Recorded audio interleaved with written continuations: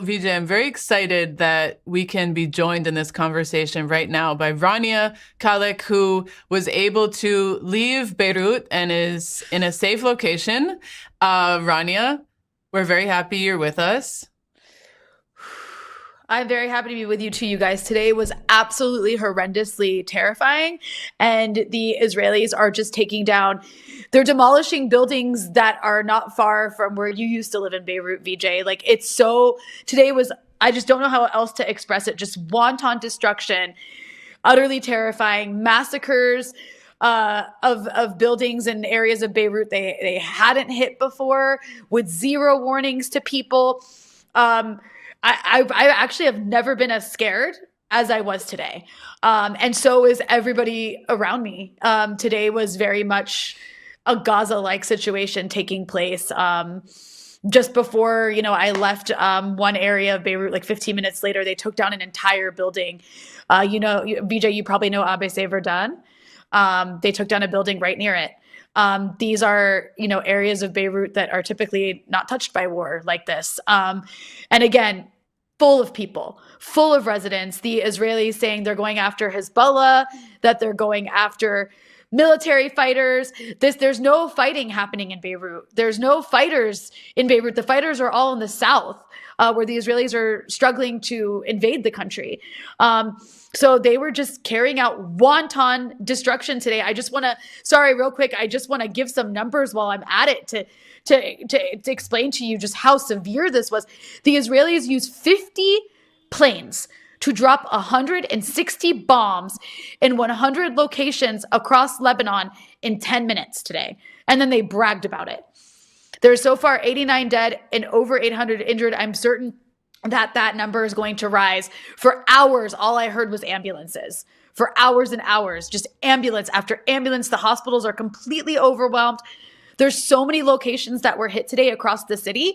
Civil defense did not have time to get to one place or the next. I mean, there's people still under the rubble. I mean, it was the kind of day where, just like from a personal perspective, I spent the day looking around the walls that were around me and hoping to God that they weren't going to become a weapon against me. Because all you can do in that situation is shelter in place and hope to God the Israelis don't hit your building, or don't hit the building next to you, or the building across the street from you. Beirut is so incredibly densely populated. And I know this sounds probably familiar because we heard people in Gaza say it. And we've heard people in parts of Lebanon say it, in the southern suburbs of Beirut say it. And it's not that one part of Lebanon is more important than another part. It's just that this is literally, nowhere is safe. There's no, they hit a building that was housing displaced people today, full of women and children. They literally hit, like, they took down a nut factory. Or there's a famous brand of nuts called Rafai. They took down the warehouse where workers were working to roast the nuts. Like, this is just wanton destruction and punishment of the Lebanese. I don't really understand why. I mean, I know the Israelis do this, but they seem to be incredibly angry about the ceasefire with Iran. They're taking it out on Lebanon. There's no military benefit to doing what they did today, other than just, I think, carrying out domestic bloodlust, literally, to satisfy an angry population that doesn't want the war on Iran to be over. And it stands to be seen what Iran will do here. Iran repeatedly said throughout this war that Lebanon would be a part of the settlement. And then yesterday we saw the Pakistani official who announced this ceasefire, who negotiated it, say Lebanon would be included. You saw the Iranians say Lebanon would be included. Since I got up today, all the Israelis have done is destroy Lebanon over and over and over again. The Iranians apparently have announced that they're going to close this. They've closed the Strait of Hormuz because of this and potentially will withdraw from these negotiations. I think the Iranians, well, it stands to be seen if they will, but for their own sake, they should absolutely withdraw from these negotiations if the fire against Lebanon that doesn't stop. I don't just say that from a personal, self-interested perspective. I say that because this is a sign that these people are empowered if you don't stand up for your demands. And if the Israelis are doing this to Lebanon now, they will do it to Iran again. And so will the Americans. Yeah, horrific stuff. And Rania, we're really glad you're safe. And I mean, it's what to say. I don't know, Vijay, if you want to react to that. I mean, I just want to give Rania a hug because, I mean, this is extremely, affecting. Yeah, I mean, I was just saying before you came on, Rania, that the Israelis first entered in Operation Litani in 1978. That was the first illegal occupation of the south of Lebanon. It's never ended. I mean, they've had to withdraw in 2000, in 2006 they failed, but since 1978, I mean, I don't want to out anybody's age, but I have a feeling that this occupation of Lebanon is older than the two of you, and or close to, yeah, it's definitely not older than me. But it is outrageous. It dwarfs what happened in Sabra and Shatila. Sabra and Shatila become a nothing compared to this. And I think you are absolutely right.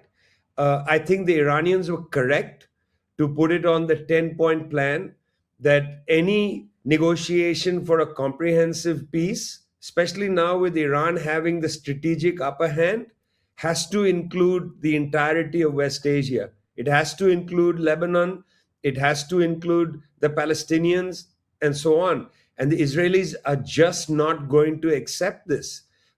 It's going to take a long time. The United States is coming to an acceptance of this, I think, Rania, because of a strategic loss against Iran. They don't know what to do next.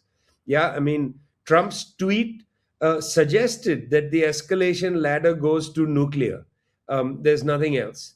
And if 100 million Iranians are there, and 100,000 of them say that, look, I'd rather die than surrender, well, that's what it might take, for the United States. And you use the right word, bloodlust.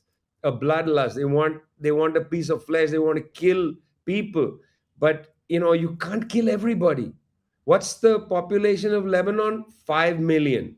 What's the number of displaced? Was yesterday 1 million. Yeah, 1 out of 5 people. By the end of today, what do you think? 1.5 million displaced, maybe higher. Who knows? Yeah, it doesn't matter. Are the Israelis going to kill 5 million Lebanese? Are they going to kill 100 million Iranians? Are they going to kill all the Palestinians? They couldn't kill 2.3 million Palestinians. Okay, they couldn't do it. You can't do it. You have to live with people. And that's the message that's not getting through to the Israeli population. You're going to have to live with the Lebanese. You're going to have to live with the Palestinians. The Iranians are there. Yeah. I think the message, Rania, is getting through in the Gulf Arab states, in the Gulf Coordination Council. You're going to have to live with Iran. Iran is now going to dictate the terms to the Emiratis. It is going to dictate the terms to Kuwait. It's going to dictate the terms to Bahrain. It's going to dictate the terms to Qatar. You're going to have to deal with it. Okay. Oman and Iran own the Strait of Hormuz. For the first time in their history, they are claiming it. That's done.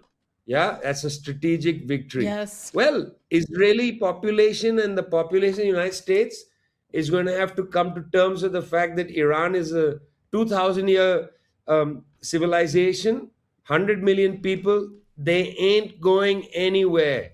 The Lebanese, the United States has tried. What was the first intervention? It was called Operation Blue Dart, I think, or Blue something. Yeah, 14,000, 15,000 US Marines, 1970s again. The United States has intervened. The Israelis have intervened. The Lebanese, they're not going anywhere. They're not going anywhere. In fact, instead of going further to the right, I would say they're getting strengthened in their sense of resistance and a Lebanese identity. And I think this is indeed just kill as many people before you can't kill anymore, right? That's what we mean.